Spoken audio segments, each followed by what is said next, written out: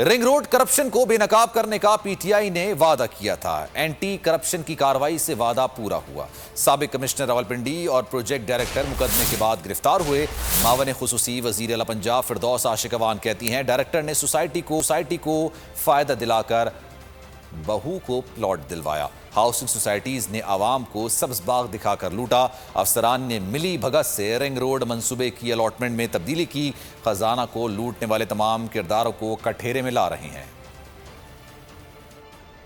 Road तहकीकात के साथ जुड़ा जो महकमा एंटी करप्शन पंजाब का एक्शन है, जहां जहां आवाम के ख़जाने को लूटने की कोशिश हुई है, तो वो तमाम किरदार जो है ना सिर्फ हम उनको बेनकाब कर रहे हैं, बल्कि उनको कानून के कटहरे में ला के सज़ाएँ दिलवा रहे हैं।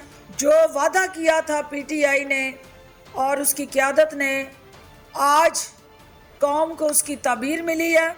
जो एक्विजिशन ऑफ लैंड थी, उसके हवाले से जो अलाइनमेंट की मंजूरी के 2.5 अरब रुपए थे, वो इन्होंने मनपसंद अफराद में तकसीम किए।